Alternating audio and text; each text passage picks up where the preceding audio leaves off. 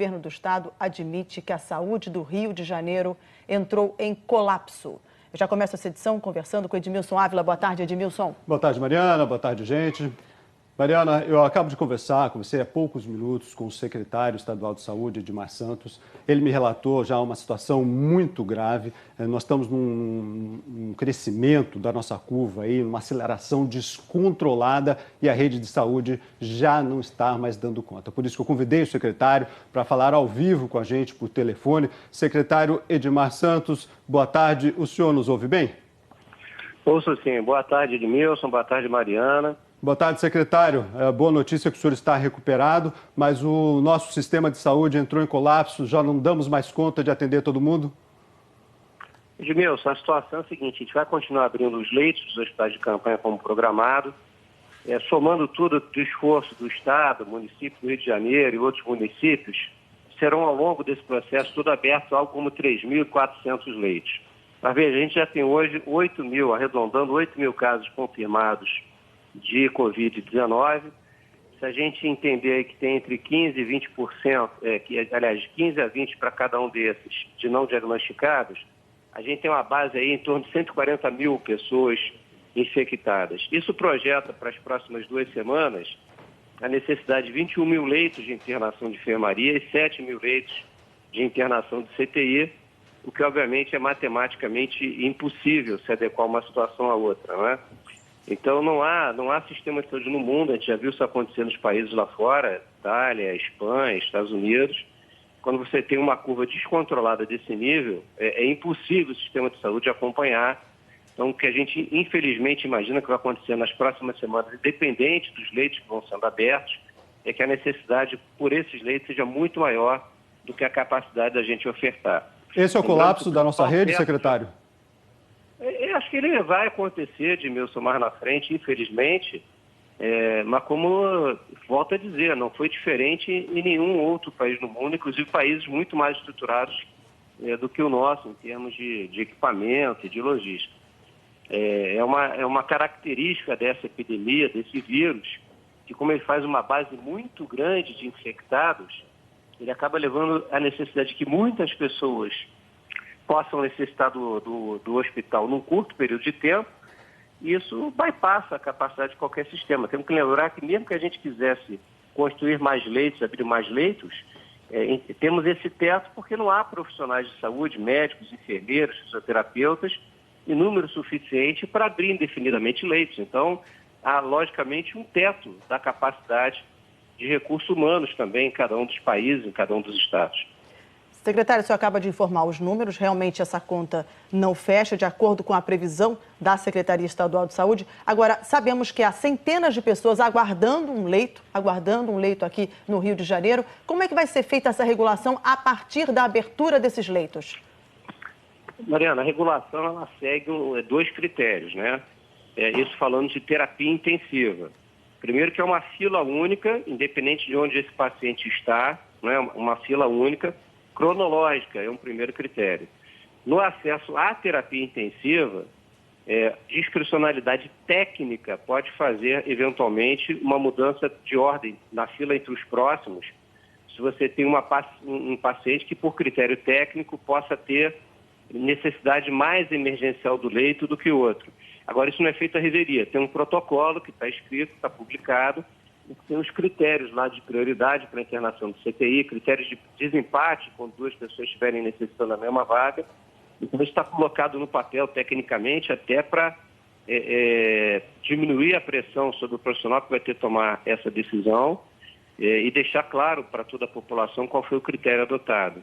Mas, infelizmente, teremos pela frente momentos de muito mais pacientes precisando de vaga do que vagas existentes, infelizmente, pacientes que precisarão de respirador e não terá para todo mundo. E isso é uma realidade que a nossa sociedade, muito lamentavelmente, terá que passar, como tantas outras passaram recentemente. Queria deixar aqui, inclusive, minha solidariedade com todos aqueles que já perderam algum ente querido, com aqueles que eventualmente virão a passar por essa situação difícil um pouco mais à frente. Não falta, como não faltou desde janeiro, um esforço absoluto da Secretaria de Saúde. Como eu falo, a Secretaria de Saúde não é só o secretário, são todos os profissionais do corpo técnico e tem buscado as soluções sempre que possíveis para a gente fazer frente a esse enfrentamento. Nos últimos dias abrimos 75 leitos novos de terapia intensiva, enfim, com uma estratégia assim, de buscar recursos onde podia ser buscado, mas, volto a dizer, não há sistema do mundo que consiga suplantar esse volume de pacientes ao mesmo tempo. Secretário, pelo cenário que o senhor traçou, nós estamos vendo na capital, nós não temos mais leitos na capital, nós não temos mais leitos na Baixada. Essas pessoas daqui para frente não vão encontrar atendimento?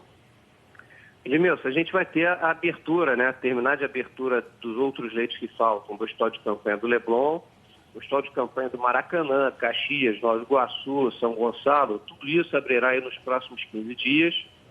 E mais um pouquinho na frente de Campos, Casimiro de Abreu e Petrópolis.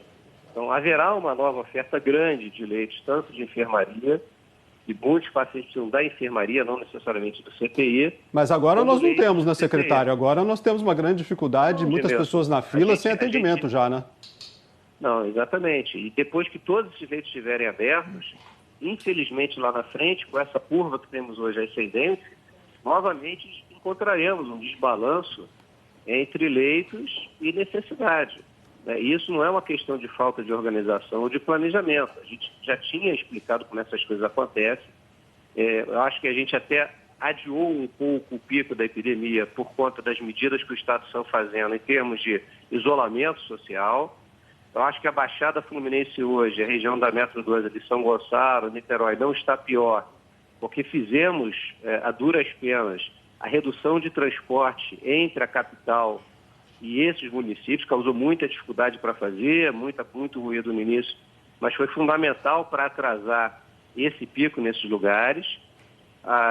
Enfim, mas de fato não se conseguiu, apesar de todas as iniciativas de decretos, de medidas, um isolamento social na intensidade que seria o ideal para que essa curva pudesse ser rachatada, secretário, na medida do possível. Secretário, lhe pergunto, como o senhor descreveria a situação desse momento da saúde do Rio de Janeiro? O senhor usaria a palavra colapso? Mariana, a gente está no, diria, não colapso no momento, a gente está no limite para que isso possa acontecer. Eu acho que temporalmente leitos que serão abertos adiarão essa situação do colapso, mas em algum momento, no final do mês de maio, início de mês de junho, independente, volto a dizer, de todos os leitos que eram possíveis ser abertos, terem sido abertos, ainda assim essa situação irá acontecer.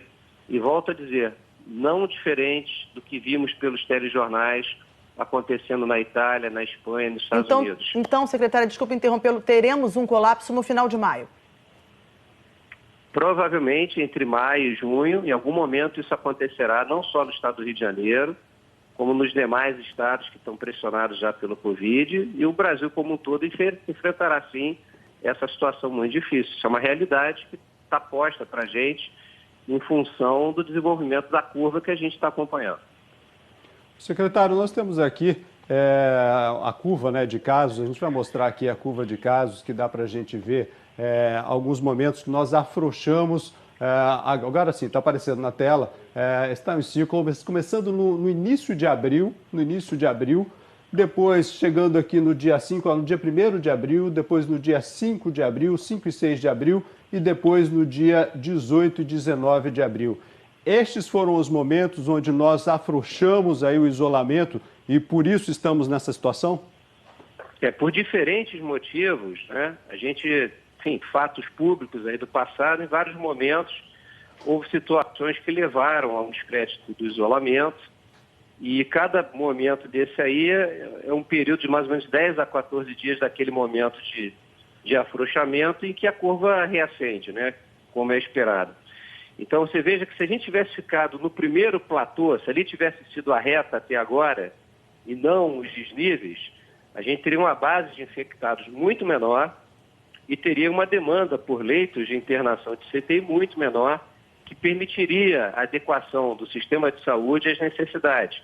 Essa sempre foi a discussão técnica dos especialistas em relação a essa necessidade de tentar achatar a curva.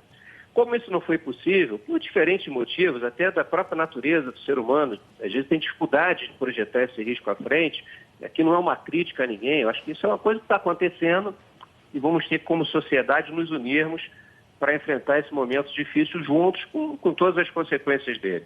Mas o fato é que a gente não conseguiu, né, como outros países também não conseguiu. A população da Itália também não conseguiu, a população da Espanha também não conseguiu. E o fato é que, não tendo conseguido, a gente tem esse escalonamento aí gigantesco da curva, que é muito visível, com a diferença entre se tivesse ficado no primeiro platô e o pico de hoje. Tudo isso a mais aí é o nosso risco. E aí não tem sistema de saúde que dê conta. Não há possibilidade de abertura de leitos para acompanhar isso. Secretário. Então, a gente vai continuar fazendo o máximo possível de rodar o leito, ser mais eficiente no atendimento, garantir a proteção, especialmente dos profissionais de saúde que estão à frente dessa batalha, com os EPIs, uma meta nossa importante. Mas o fato é que a gente vai ter, como sociedade, um momento duro, aí ao final de maio, início de junho, de um desbalanço muito grande de oferta e demanda de leitos. Secretário Estadual de Saúde, Edmar Santos, agradeço demais a sua participação com a gente ao vivo aqui nessa edição do RJ. Um bom trabalho para o senhor. Obrigado, uma boa tarde a todos.